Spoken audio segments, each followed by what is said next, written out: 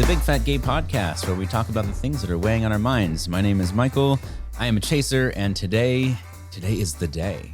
Today's the day. It's that day? It's that day. Oh my God. It's the day of all days. Michael is moving to Los Angeles. Yay! We're supposed to get here today. But you're here already. Oh, the other Michael. Other Michael. Yeah, we still don't have a good method for distinguishing us. Well, see, we're basically identical.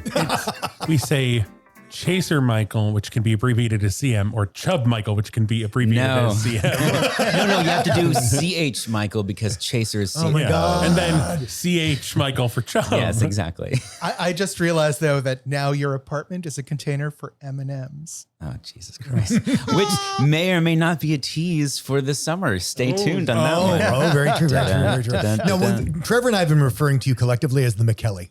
The McKelly. I know, that's a take damn it. thing. I mean, that's better than, okay, so this is terrible. Yeah. My extended family, how do they, okay, so Michael's last name is DiGiovanni, and somebody confused it with DiGiorno. and then because his friends call me Cali, because California. Oh, God. They were like, oh, CPK, California Pizza Kitchen, and DiGiorno. I did not like that. No. I was not a fan. And of may I this. just say, for those listening, nobody who is from California calls it Cali. No, that's true. It's true. Oh, hi. I forgot we were doing introductions. My name is Don Marshall. I'm a big chubby guy living here in sunny Hollywood. And we're cruising today because we have a very short recording window. Yep. So that's all you get from me. That's it. That's it. Hi, my name is Dan Oliverio, author, public speaker, and chubby chaser.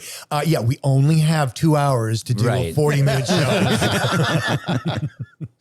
And we use it. I'm Trevor Keyson. I'm a super chub. I'm here in Los Angeles. I was going to say your neighborhood, but I didn't want to do that to you. I think we've already Los said Angeles. it before. I know. I got my coffee. I drank half it. I have had my breakfast. Yeah, I have our timer on my watch. That's been something we've really needed. Yeah. And I don't know. I'm excited for other Michael to get here. I told him to stop at Eddie World, which is a very bonkers rest stop between Las Vegas and here. And I think he's on the route where he'll be able to go. Is that I the think so. alien-themed one with jerky for sale everywhere? No, this has a giant frozen yogurt cup outside of it. And it has its own mascot, who I think is Eddie. Very weird, like a scary clock face mascot. The toilets have games. There's sushi. There's pizza. There's all the candy you can Anything imagine. you could want. Stuffed animals. It's we're going to be probably stopping there twice. Again, it still with worries Bigger me Vegas. than they sell sushi in the Nevada desert. You know, What could be fresher? It's supposedly very good. I mean, maybe just because it's like the only sushi in the area. the best sushi in the Nevada desert. Donnie, it's dug up daily. Oh boy. That's I fresh. have passed by a sushi restaurant literally in the middle of nowhere of the Nevada desert. There was a town. You could see the horizon in every direction. They had a post office and a sushi bar. Ooh. What more do you need?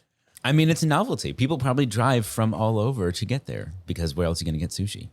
I feel like there should be some sort of supernatural show going on there, but all right. All right. Well, Yeah. Moving on. anyway, we still have a Patreon going. It's great. Help support us by continuing to pay Nicholas, our editor, who's been doing a good job. Thank you, Nicholas. We still have not quite reached our goal, but we're still pushing hard. And Yeah, we're still going that way. And also, I think we're still planning some mini-sodes and some other stuff to put up there. And Bigger Vegas, where it's happening. We're going. what's right. the dates on that again? July 1st at July Load. 1st. Yes, July 1st, 12:15. Doors open at The 12:15. Tuscany. in the Las Tuscany Vegas. Florentine A. Well, the thing is, if they're not part of the event, they don't need to know it's the Tuscany because it's the Tuscany. Oh yeah, that's true. You can't get in. It is tied into the event, so you have to be a member of the event to get in. Meet me at the Tuscany. It's a song. That's a song they sing on hold At the Tuscany. Oh, dear the Lord. Tuscany, like when you call. Why do you know that so well? Because because I was on hold for a very long time at some point. Well, we will be recording a live episode there. So Yeah. if you want to meet us face to face, come on in. Or anything to face, really. butt face. Yeah. Wow. There's a lot of different ways to meet us in bigger pictures. You know, I just gotta say, Michael must be very excited because he never makes that kind of joke. No, that's true. It's just that kind of morning. It's a giddy kind of day. Let's keep going. Tumble out of the car, roll right into pop culture with an interview with Joy Nash of Dietland. This was an excellent interview. Yes, I loved it. Yeah. So it was in volume 2, which I don't really know what this publication is, but it was lovely photo spread of Joy Nash and an interview. Vault Up. Vault Up 2. Yeah. I just loved it. I loved. So she talked about being in Grey's Anatomy, and which a listener wrote us. We did, yeah. We had a listener write in who's been watching the show. I think the entire show, pretty much since it's gone on, and they had an arc where basically one of the higher up doctors gets very much called out for fat phobic tendencies, and specifically that the BMI. The body mass index is bullshit and going into all that. Yeah. So they get to actually say that on the show. She does. Yeah. Which is fucking great. And the listener wrote in saying like this, having watched the show for as long as I have, like this has never happened. This is the first time they've done this. Yeah. Okay. So I think it was a big moment. None of us watches Grey's Anatomy as far as I know. But it was great to hear about for sure. And that was her. That was Joy. I really loved hearing about, so she tells a story about being cast as a flight attendant and kind of really being in her head about like, I'm too fat to believe, like I'm a fat flight attendant. Like there's no fat flight attendants. And then on the flight to film this role, she had a flight attendant that was like the same size as her and just kind of like, was a moment of like, oh, like. Yeah, well, because she calls herself out for being her own worst enemy in terms of like what, because she says her representation is really great about sending her out for like female FBI agent, female flight attendant. And she's thinking to herself, oh my God, I'm never going to book that. And then she does because, you know, sometimes the world is not the terrible place we have in our heads. I don't know. I might want to see that because the last time I saw a fat flight attendant was Wendy Jo Sperber in Flight School. Oh, right. Where she saves the plane by getting sucked through the hole and plugging it with her ass at the end of the movie. Oh, jeez. That's classic. Yeah, that's the last one I saw. Yeah. I suspect Joy would probably avoid a role like that. Well, and I think writers would avoid a role like that now. Nowadays, yeah. Well, and it wasn't like necessarily written as it was, but also she talks about kind of like seeing roles and then inserting plus size like in her head. I love this fake out. So what she does is when she reads the character breakdown, it'll say like, you know, female flight attendant, 30 to 40, and she will insert just to give herself because she doesn't see herself in the role because stereotypically, you know, fat people are not. And she will insert in the breakdown in her mind, female flight attendant, plus size, 30 to 40. Like she's just like, oh, well, it's cast for me. Right now I have to get it. Yeah. I got to say, I have seen her in some roles where I remember thinking like, this did not have to, like in Believe, I think it was, she plays a hacker that gets roped in by the main cast and then gets killed pretty quickly. But there was nothing in the role that indicated she had to be fat at all. And like she was a very active and character with the will of her own, which you don't see. It's like you can act and be fat at the same time. It's like chewing bubblegum and walking. And not have them dependent on each other, you know? So we were watching something and there was a character that was like really incompetent and eating a lot, but it wasn't a fat person playing the character. Oh, right. And it was like, did this person write this as a fat character? Because it's just such a bizarre thing. Because there's all these tropes of the terribly written fat character, but it was a thin person, and it was just so weird. And just, do you remember what that was? I remember being surprised and wondering how to react to that. Is it me? Like, why am I expecting a fat character here because of the trope? Or you're right. Did they just forget to cast it? Was the fat person unavailable? So they had to make do with a thin person? It always makes me think of, it's not an incompetence thing, but it's the eating of Brad Pitt's role in the Ocean's movies. Oh, yeah. I think he does this in a few different kinds, but it's especially a thing in those movies that he's always eating. Every scene that Rusty is in, he's eating something. It's nachos, it's sandwiches, it's whatever. And I kind of love it. Like, a lot of people give him shit for, I don't know, like having those like bits of business that don't necessarily need to be in the scene, but it kind of makes him relatable to me. It makes the characters much more three-dimensional. Well, and the whole game in the Ocean's movie is you're trying to have, it's a heist movie, which is the most highly planned escapade you can manufacture. But the illusion is like, oh yeah, we just woke up this morning and we threw this together and like, what'll we do today? I don't know. We'll rob a bank. I don't know. He's got bedhead. Yeah. It's the bedhead look of heists. And so eating a sandwich in the middle of a heist conversation is a great way to portray nonchalance. Yeah, totally. But check out the interview with Joy Nash. It's lovely. She narrated one of Julie Murphy's books. Oh, yeah, that's also yes. the superhero, the young adult superhero novel, Faith Grader Heights, which I didn't know that Joy did narration, but apparently this is like a thing. That, she does a lot of voiceover through, yeah. Through COVID, she was doing a lot of like. Well, all voiceovers actors and were like, voiceover, please. voice work. Yeah. And I don't know, related to Faith Grader Heights and Julie Murphy. Uh-huh. I'm not going to say too much, but I'm going to get to like meet Julie Murphy via Zoom for a thing. So that's exciting. That's very cool. But it's all very hugger mugger. Yes. Shh, don't tell Keep it under your hat. Everyone put on your hat and keep it under it. Keep them on. But I don't know, maybe Listener, don't tell anyone. super smooth transition. Maybe you wear hats hiking. Oh, there we go. And there was Nailed a it. piece in Chubster That's why I married written him. by Bruce Sturgill about a Andy Neal. Andy Neal, plus size hiker, talking about hiking as a bigger guy, which I love this Yes. for so many reasons. Me too. I mean, he's breaking down stereotypes, and he does talk about, how he got into it was very much a matter of, during COVID and even just before, but like needing to find a sense of peace, and specifically like the mental treadmill of anxiety that he deals with, and realizing that going out into nature, going on a hike, which feels like a space that, fat people, plus size people are not particularly welcome or expected in. They're not expected. Yeah, I guess that's more better. If you're alone in the forest, let who me, cares? let me add a caveat Yeah. to this. Like I was a fairly frequent hiker in Griffith Park before COVID. And unlike like at the gym, I always felt sort of spotted out and like people would call attention to me. Oh, good for you, all that stuff.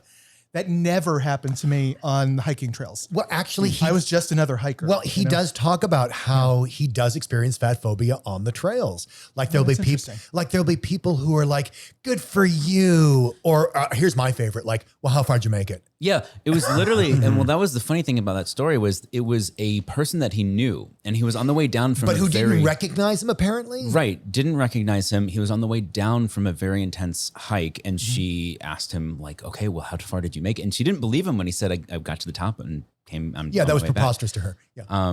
But no, what my point though was that Yeah. he did it for his mental health. Yes. and he has framed. Yeah, he didn't do it to lose weight. He didn't do it to Right. be more healthy. He did it for his mental health. Yeah, and because he loves, and I think the way he put it was really sort of beautiful and eloquent, which was, out in nature, everything is bigger. Yeah. everything is bigger, and I can take up as much space as I want, and it doesn't matter. Well, and yeah, how big can you be with a huge redwood tree next to you? Right, It's like right. You get a sense of like the Earth scale as opposed to the Los Angeles cafe scene scale. Hey, Dan, do you find this redwood slimming? Does this redwood make me look thin?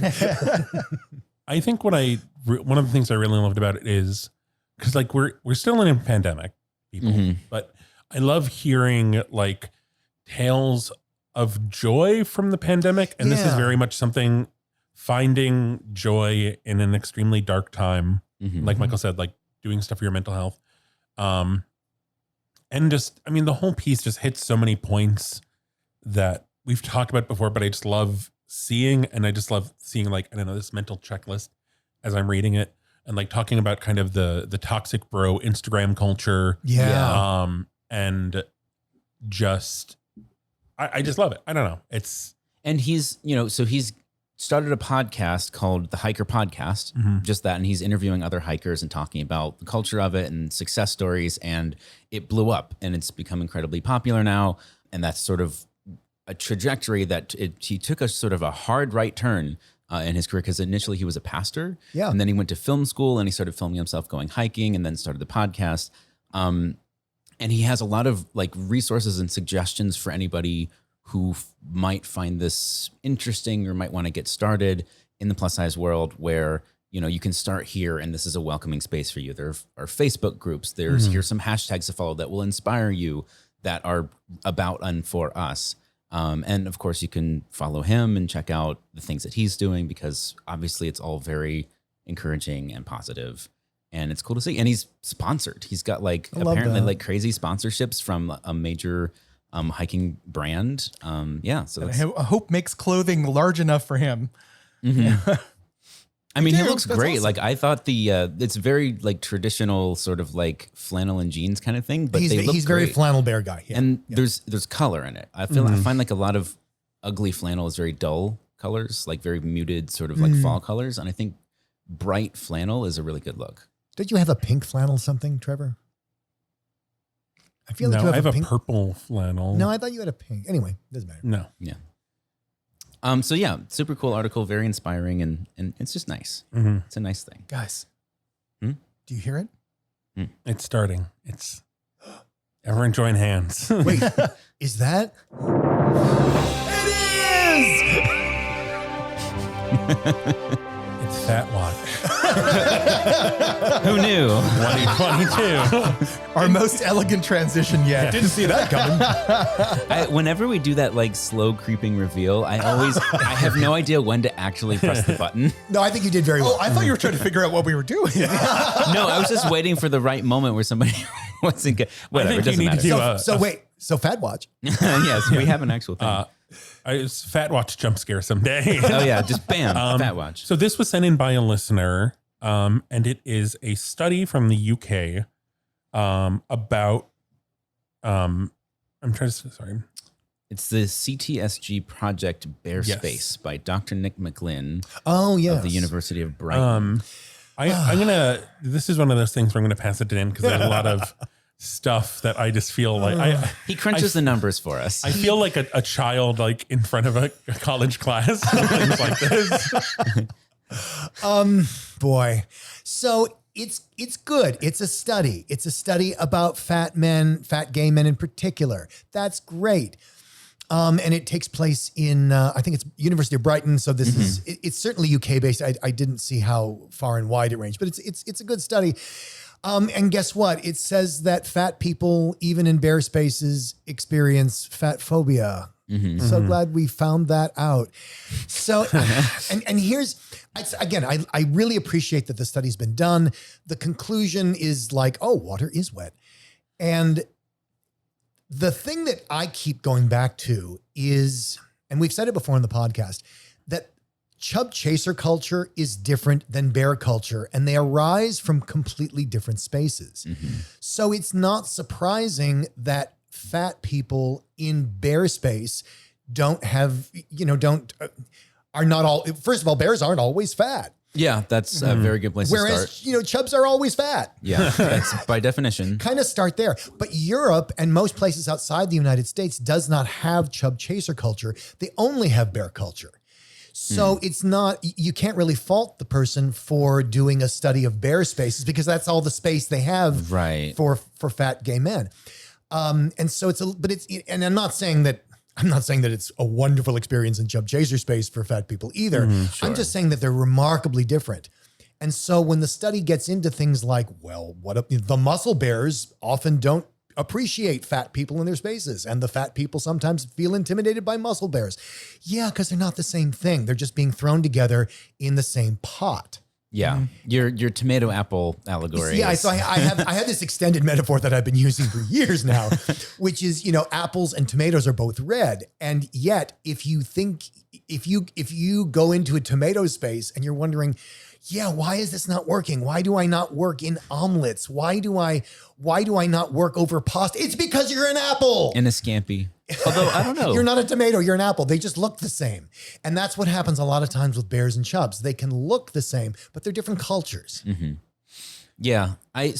My curiosity was like, do we know roughly why there is no specific chub? Like chub culture seems localized very much to the United States. Is there a reason for that? I think part of it is, I mean, European listeners, let us know if this is wrong.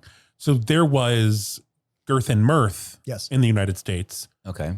which Yeah, that is never an existed. organization that created a lot of chub chaser events. I don't think there was ever anything like that in UK or Europe. The closest that Philippe, and someone will tell me his last name because we have European listeners who know him personally. But there was a guy named Philippe who came to the United States. He was Belgian and had been everything from a food critic to a rock star. Oh, wow. Literally. Damn.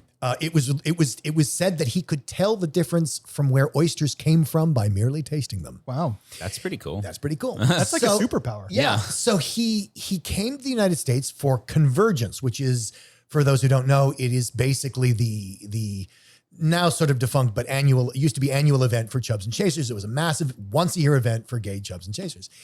And he came and he's like, wow, we have nothing like this in Europe. So he started it. And so he started what was called EBMC, European Big Men's Convergence. Okay. And it alternated between Brussels, his home city, and some other European city every year. So 1 year in Brussels, 1 year in Prague, 1 year in Brussels, 1 year in Paris, 1 year in Brussels, 1 year in London, or wherever. So, and I was lucky enough to attend a couple of these, one in Brussels and one in Prague. And they were amazing, but they were also not the traditional American chub chaser event. And I think the difference is this, and you can see this in the community in the difference between, say, Bigger Vegas and Cannonball. Okay. Bigger Vegas comes from the Convergence template, and Convergence was started by older chubs for older chubs. And if you were younger, that was great. And if you were a chaser, that was great. But that was kind of who was in charge. That's who the board was. Cannonball and EBMC was chaser starting an event for chubs and chasers. So it has a very different feel to it. It's much more like Cannonball feels much like an A-gay circuit party. I'm not saying it is, but it feels like it's dance forward. It's flashing lights forward. It's hip. It's young. It's active. Whereas a Convergence tend to be like, oh well, will the scooters fit on the bus? It's not wrong or right. It's just they're coming from different places. Right. And I think that's where a lot of bear culture in Europe comes from. It's modeled on the A-gay spaces because it used to be, at least, that the chubs in Europe weren't nearly as big, for one thing. I think it could fairly be said that chasers still outnumber chubs in Europe. Although you could also argue that, yeah, but they're all into bears, not, like hairless chubs. Right. We can debate that till the cows come home, where, when, how, why. But I think that could be responsible for the division. Got it. I have never been to any kind of event like that at all, but I would be curious after going to Bigger Vegas what something in Europe would feel like and kind of experiencing that difference. If you look at Club XXL in London, I don't know if that's still going. I heard it was starting back up, but I don't know. There's some other new big boy event, I think, happening, like a monthly thing in London, kind of like Planet Big used to be in San Francisco. Yeah. Or now, and still is now. It's back? Well, there's anyway. Yeah. Michael's telling me we need to move on. Before we get too off the rails here. So yeah, we're always happy to see things from listeners, and thank you for sending those in. We always read them every time. And we try and put them on the show. And so thank you for that. And I think one of the interesting kind of side effects of talking about that study is that it inspired a conversation with us on one of our longest calls about what our main topic should be ever in recorded history. Oh my God, it was. We were a little dithery. We were, and I was so brain dead this week. It's been a whole thing, but I'm talking about masculinity and its role, I guess, in society at large. And then we kind of whittled it down. It was jumping off of bear culture, which tends to be hyper masculine and values perceived masculinity. And then, and kind of looking at our own experiences with either expectations of masculinity or assumptions about it and how we've kind of interacted with that. We haven't actually shared any of those yet, I don't think. So I'm kind of curious how it's going to come up. Well, yeah, and as Michael, you pointed out on the call, it's not like we've never talked about masculinity before. Yeah. But I think we wanted to share personal anecdotes of like how we have been perceived as masculine or not in the Chub Chaser universe. But then also, where, I talk a lot in my book about where that comes from. I think anybody who's been anywhere near gay culture knows that masculinity is this huge issue that is either never talked about or always talked about. Very love-hate relationship. Very At love-hate what point relationship. does it start to feel like toxic masculinity? Well, too? and I remember, I'm sorry, I'm going to just pitch this really quickly. If you ever remember, and it may be still present in some spaces where like, oh my God, straight guys are so much hotter than gay guys. And that is all about the perceived masculinity that gays feel themselves sometimes not as masculine because we don't date women. I don't say that's true. I don't even say that's necessarily current, but there was absolutely a time when that was a thing. When I think just right now, the conversation of toxic masculinity is so much louder because there's so many things happening right now with identity and gender and this, the war on feminization of America. Yes. But also just, this is tied up in the issue of the attack on trans youth. Yeah. And that gays are grooming children because it is just this, all of these issues are connected. It's even part of disordered eating in places like guys at the gym and guys at the gym ragging on each other for being like, oh dude, you gained 2 pounds. I mean, like, whoa. And like, how are you eating that? You shouldn't be eating that. You should be eating chicken breast. And that's all part of this idea. Like you have to look a certain way or you're not a man. Yeah. And that Tucker Carlson having people solar charging their testicles. Which is just so perfectly right-wing backward science. I do not want to discourage any of Tucker Carlson's followers from irradiating their balls. Please feel free. No, that's going to piss me off as a liberal. Don't do that. The greatest thing. So what Trevor was talking about is that Tucker Carlson, famously of Fox News, started created a documentary in quotes, which I, as a documentarian, is an offense on my job. It's an advertisement. It's a 90-minute advertisement for this product that I'm sure he has a stake in, which is supposed to increase masculinity. And of course, the quote unquote science behind it is that, By the way, it was done with a study with 5 participants. And it's so they, of course, the article we're talking about is with a doctor who sort of debunks all of these things, but he's talking about how, testosterone levels, according to Tucker, have been dropping by 10% every decade in male Americans. And this is not a new thing. We've actually gone into in the past products sold on Fox News. The manliness ignition matrix. Yeah. I was looking Fox News runs on toxic masculinity. It's the station for it. Right now, right-wing America runs on toxic masculinity. I'm sorry, I thought I said that. Well, that's the thing. It's like every single one of these things runs on the premise that feminization of anything, including their women, is bad. Like they claim that feminization of everything is bad, but the women they praise and hold up, like Marjorie Taylor Greene, the Boebert monster, like those foul masculine type characters are being advocated as being like, these are the highest extreme versions of our conservative women. Like, but they're arguing against what they do. I think those women are arguing against the jobs they do. Stand by your man. But let's kind of so that is kind of what is in the air right now, right? And let's kind of bring that back to our personal experiences because I am not done ranting. Well, no, because this is in the air. It is affecting everything. It is an assault on queer people. And, we're seeing this on the outside, and there's also then kind of the call coming from inside the house of the never ending thing on apps of like, I'm really into masculine guys. Or something no that, well, it's funny because I was thinking about it and I was thinking about just my experience on, the apps, which I always think of appetizers, which kind of gets me. I'm like, which would I rather be dealing with? Which would you like to sample? Yeah. Why are there no apps for apps? Can you get the sampler plate? Yes. And there is always the, I'm only into mask guys. And whenever, like, I was thinking about whenever I get messages from those accounts, I automatically start thinking of like, I don't really think of myself as mask. I don't really think of myself as femme. And with that, I've seen guys, usually like I'm thinking of chubs who are femme and very much identify with that and embrace that. Mm-hmm. But I don't see a lot of guys saying I'm really into femme guys.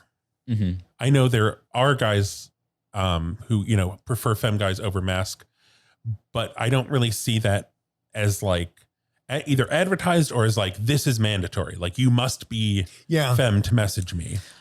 Well, I don't know because have you seen that? Well, let me counter that with advertising in a lot of gay magazines, like Advocate and that sort of stuff. Mm-hmm.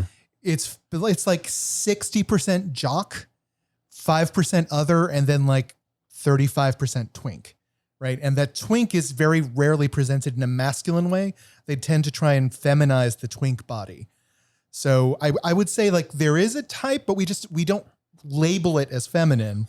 But I think it's thought of as feminine. Well, and then we have all this, what do I call it? Guilt by association. Like, are you less masculine if you're a bottom? You're like, Right. I mean, of course not. But my point is like, we have these ideas that tops are more masculine or that, if you want to be a bottom, then you're not as much of a man as a top. Which is it bleeds toxic. it bleeds everywhere. Which is everywhere. weird because I have to admit, like, Unbelievable I degree. love a masculine bottom. Like, I there are two terms that I love. I love pushy bottom. I love that term. And as a pushy bottom, like you're gonna do this to me. and by the same token, I don't think there's anything wrong with a feminine top. You know, No. I just At all. I love when the two collide. It's like I remember like when I talk to normies and I talk about like, yeah, he's a super hot fat guy. And you watch the eyes like vibrate in their brain because they're like hot and fat. How is that possible? But when it comes to like myself, I feel like I'm in the same boat as Trevor. I don't feel especially masculine or feminine, but I've been accused of being both. really? On multiple occasions at multiple times in my life. Do you have a story about that, Don? Well, let's see. I Which think one? This one's formative because when you ask me that, this is the first one that comes up. But I was in summer camp, Okay. right? I think I was probably about 14 years old. Oh, wow. And I should underscore that I was at a fat summer camp. Oh, yes. Oh, right. boy. So you had a wide variety of body types there, right? Including skinny kids who, I don't know why they were there, but they were there. They were as a- chasers. as a Proto chasers. more likely it was preventative medicine. Yeah. Yeah. But I remember I was playing ping pong with a bunch of people and I was doing really well. It was like, winter stays. And I was like on match 3. I was feeling good about myself. And this kid is standing next to the table, looking at me and goes, "Are you a boy or a girl?" Wow. Really? Right. And I remember just sort of like trying to shunt it with a laugh. Like, I don't even remember the response, but now it would probably be like, "Well, what do you want me to be?" But back then, I don't know.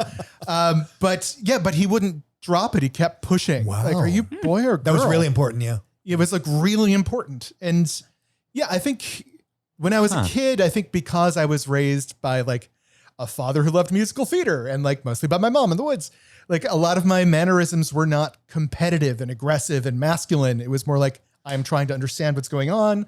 I want to understand you. I guess the You were using your brain? Yeah, exactly. How unmasculine of you. I had no desire to bowl people over and start wrestling right away. Like, but I think as I kept getting those questions through my teenage years, I probably like pushed my personality farther and farther towards the masculine, which is why I like maybe now I consider myself neutral, but like one of the first or second times I met you, Dan, we were talking, you're like, "Well, you present yourself as aggressively masculine." I'm like, I what? I said that? Yeah. I don't remember saying that. You were describing my clothing. It was Oh, because of the lumberjack wear. there you go. So yeah, but again, it's like, that is not part of my picture of myself. So it kind of threw me off for a little bit, it's like, but I think when people assign something to you like that you have your own sort of images of, that means like, is that how you see me using my images of that thing? And it can just be confusing. Yeah, that would throw me for sure. I don't know why, but when I was growing up, I very much had this like I don't know where this stuff comes from, but it's like the awareness of like, oh, don't raise your pinky when you drink out of the glass. Oh, Like, right. Oh yeah. I don't know where that came from. I really don't. And I don't think I even did that naturally. I think it was just like, you can't do that. I You don't know know. where it comes from? I'm willing to bet. What? Every single entertainment depiction of a small girl's tea party always shows her with the pinky up Yeah. with the dolls. Do you know what's so ironic is that if you actually go back and look at etiquette books from the early 20th century, they talk about not putting your pinky out. And they're not talking to men. Not putting your pinky out because it is awkward and attention getting. It shows that you cannot manipulate the teacup properly. That's funny. It's awkward. Don't do that. Hilarious. Yeah. So it's an admonishment of non-masculine men and tea partying women. Well, we all know what to think about the Tea Party. Oh God, I haven't heard that loud. But yeah, I feel like as a big guy, there's often a push onto me to masculinize or feminize. Like there's no real, I don't know. I've only encountered the like, either like people assume I am very masculine or like in your want me to be more masculine. like when they encounter you online. Yeah. Yeah. I mean, I've talked about the thing, like the daddy thing before where Yeah. like guys call me daddy and I don't. I ain't raising no babies. And it's just so weird. And I don't know, in my experiences growing up, I had so many things where like, you know, feminine things were discouraged, but like to a point that was ridiculous. Like I wasn't allowed to have my nails painted. And now that is like a thing on like, I want to say like straight guy, maybe not right now. I feel like 2 years ago, like straight guy TikTok in like social media stuff, like, yeah, I paint my nails. What of it? I have to say, I've noticed a couple, like my friend, who I've known him for most of my life, started painting his nails, I think, and he's perfectly average, sort of cool, straight dude. I think somewhere teenage years, like late teens, maybe 17, 18, 19, like, and I kind of noticed, I was like, I don't know why more, I don't know. It was just like an odd thing of like, oh, that's cool. And also I don't know why it has to be cool to do that. Well, Sort of- it's funny because growing up from maybe college, and this is obviously a while ago, it wasn't like guys were definitely not painting their nails. It was just enough of a sexual revolution for a guy to wear an earring. And it mattered a whole lot which side you wore which it ear? on. I do I remember that. I remember that. And the endless debates like, no, which side's the right side? No, which side's the wrong side? Well, what's right? Well, what's wrong? I remember in grade school, like I probably third grade or so, when nobody had earrings, like nobody, like you're not as a kid that young, like nobody had earrings, but it was left is right, right is wrong. That's what I remember. I don't know why that stuck in my head, except maybe it just somehow seemed like it applied to me. Well, and it was very important that you got it correct. Yeah. I'm not sure which way is correct, but okay. When I got my piercing, I just decided because I only wanted one ear pierced. I didn't want both. Because that would make you a total woman, right? No, it looks different. It literally just no, looks of course different. it does. Of course. I mean, He's it's being facetious. no, I'm being facetious. No, I know, but like I actually had to choose like which it looks right. But it is but it is interesting that I don't think most men considered, oh, well, maybe I'll do both. And that way I'll avoid the controversy. I don't think anybody thought that. Well, I mean, that was the thing, like, you know, so I couldn't paint my nails when I was in high school. I couldn't pierce my ears. And like, that was a huge thing when I turned 18.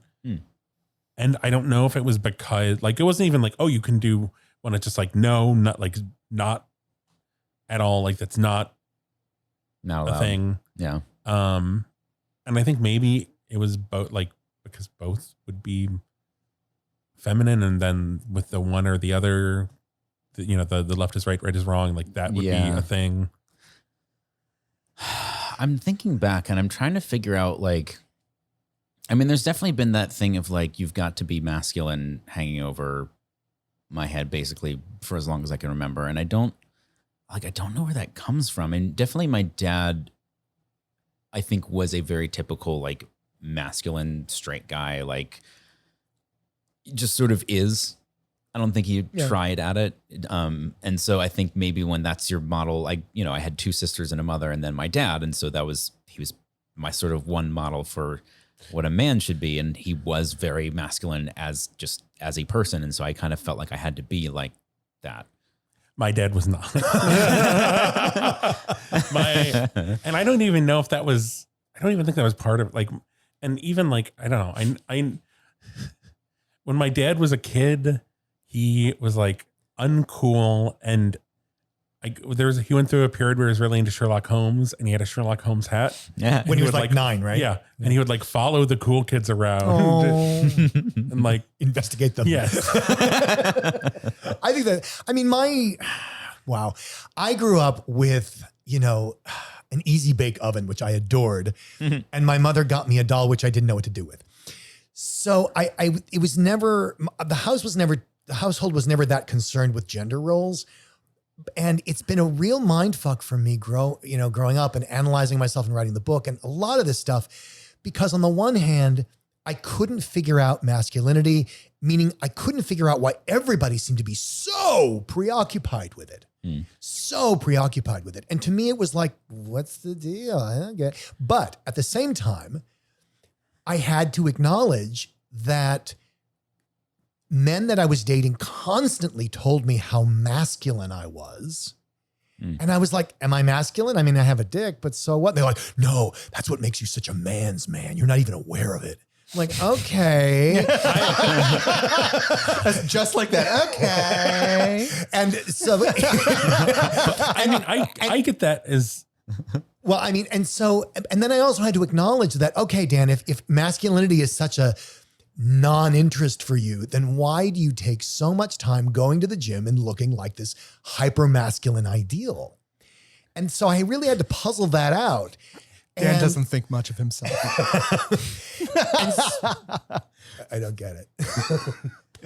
So I really had to figure, and it was tough because in some ways it bled into the whole chub chaser scene, because a lot of my bodybuilding is actually part of my sexuality, in that that's how I inhabit chaser to someone else's chub.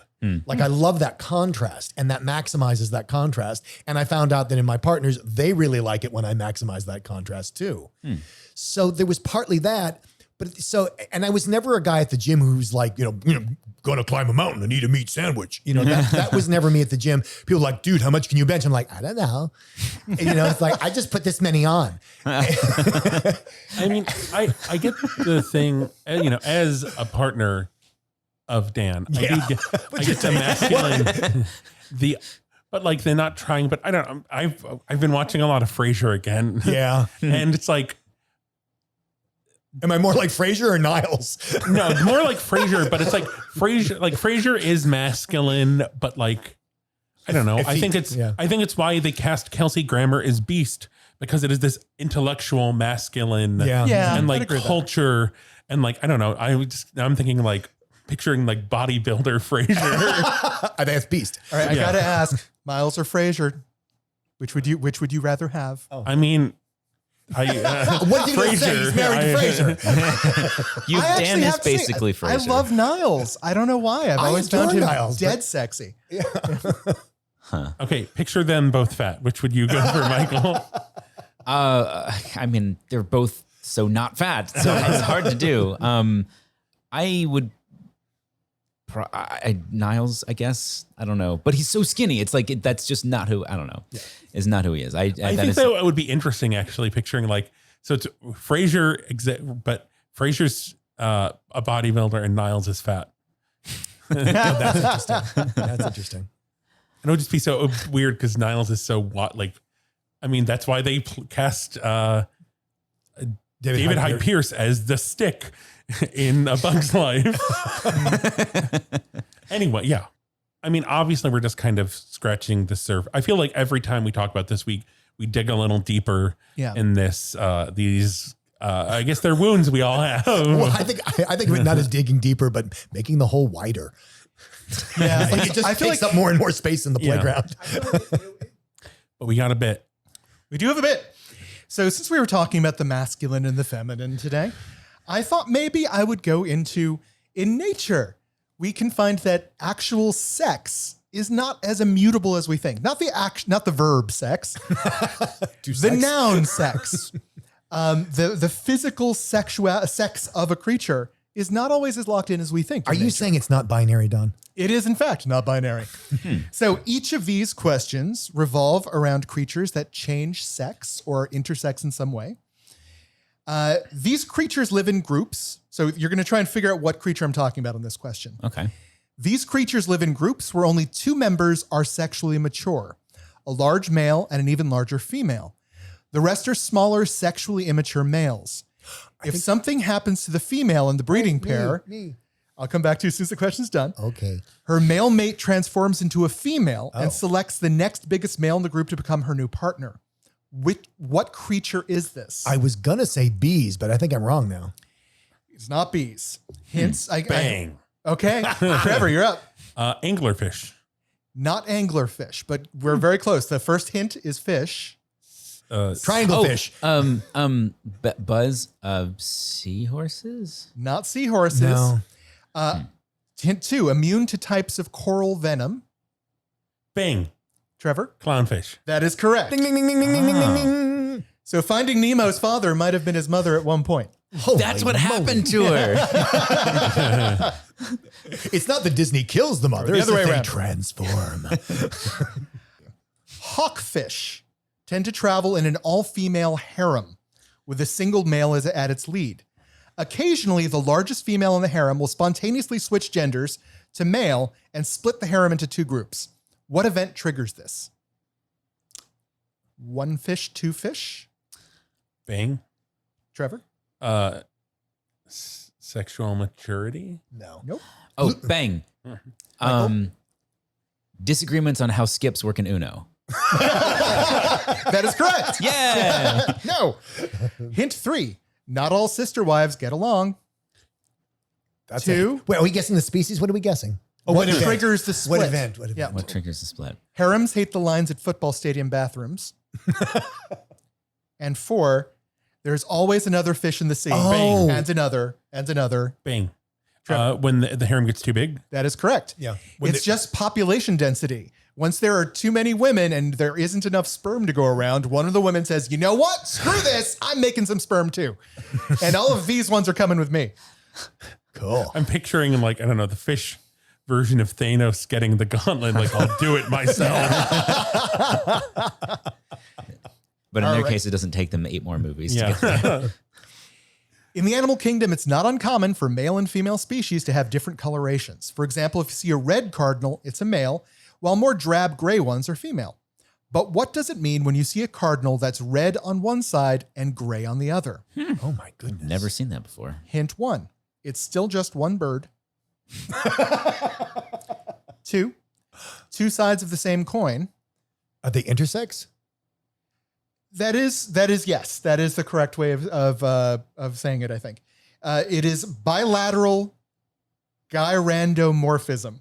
What that means is that there's literal split down the middle of the creature. Wow. Where the left side is male or female and the other side is the opposite. Huh. Interesting. The genitals are often split down the middle, but sometimes they're also just sort of arranged in different ways. So the state bird of Virginia is the cardinal, and I have to say I've never seen that before. But that's One of pretty the cool. things that I had to point out with this, so it's not super common. It's something like 1 in every 10,000 or something like that. But basically, it's just treated like another bird by other cardinals. What? I love that. They don't forbid them from they going into have- certain restrooms? Researchers But they also have don't teach about them in cardinal school, okay, Dan? Researchers have never witnessed them being harassed or mistreated by other cardinals. I freaking love that. Yeah. Just, why can't we all just be like cardinals? Yes. All right. Last time. This creature's eggs have been shown to hatch females 65 to 69% of the time. Nice. However, as temperatures have gone up, researchers have found that the eggs in hotter areas are hatching at 86 to 99.8 female. Wow. What creature am I talking about? Oh. 1, found around the Great Barrier Reef. 2, not a fish. Buzz? Bing. Who would? I don't know. It's up It's to you. not I'm going to go me. with Trevor. Sea turtles. That is correct. Oh, that's not what I was going to guess. What were you going to guess? Octopus. They don't lay eggs, do they? Yep. That's one of the big dangers right now with their repopulation is that they're an endangered species, but as temperatures keep going up, there are fewer and fewer males being born. So it's getting harder and harder for them to I would have thought that the strategy behind that is if the climate's becoming less hospitable, you would want more offspring, which means more females. Well, that's what you're getting. Yeah. It's getting less hospitable, but it's probably going past the point that genes ever guessed it might get to. Yeah. Well, and sea turtles are notorious for like, I don't know, getting run over by dune buggies or something. It's one of the, it's a whole thing. It's one of to the like chief keep- methods of sea turtle suicide is flinging themselves into dune buggies.